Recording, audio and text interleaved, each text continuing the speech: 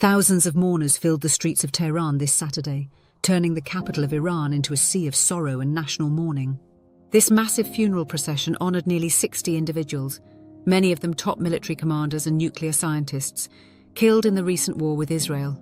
State television broadcast the event live, capturing what were once empty, war-stricken streets now overflowing with grief and defiance.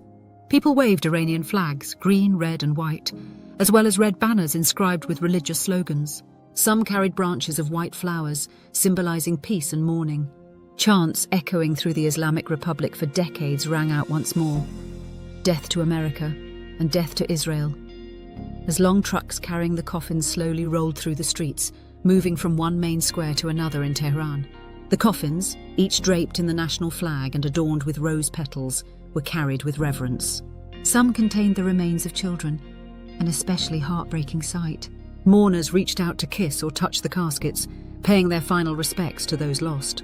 From this central procession, the bodies will be transferred to various cemeteries for burial. Some will be laid to rest beside family members, a quiet end to lives lost in a violent and growing regional conflict. President Masoud Pezeshkian took part in the procession. However, Iran's Supreme Leader Ayatollah Ali Khamenei was noticeably absent. Iranian state TV reported that more than 600 Iranians have died since the start of the Israeli attacks. Of those, at least 90 were military personnel, and 11 were prominent nuclear scientists, marking a heavy blow not only to Iran's military leadership, but also its nuclear ambitions. One striking image released by the media showed 40 coffins stacked in rows of 10 before the funeral began. Each coffin bore a photograph of the deceased, their faces etched into the memory of the nation. Among those honored were some of the most powerful men in Iran's military. General Hossein Salami, Commander-in-Chief of the Revolutionary Guards, and General Amir Ali Hajizadeh, head of the Guards Air Force, were both killed in the early days of the war.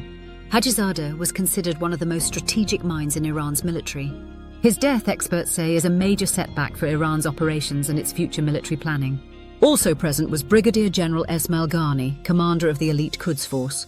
This group directs Iran's foreign military influence, managing ties with Hezbollah in Lebanon, Hamas in Gaza, the Houthis in Yemen, and militias in Iraq. One of the key figures laid to rest was Mohammed Said Izadi, a senior Quds Force official. Israel had long considered him a high-value target. He reportedly oversaw Iran's relations with Hamas, the very group behind the surprise October 7, 2023 attack on Israel that escalated this entire conflict. According to Israeli intelligence, Izadi was one of the few individuals who knew in advance about Hamas's plan to strike.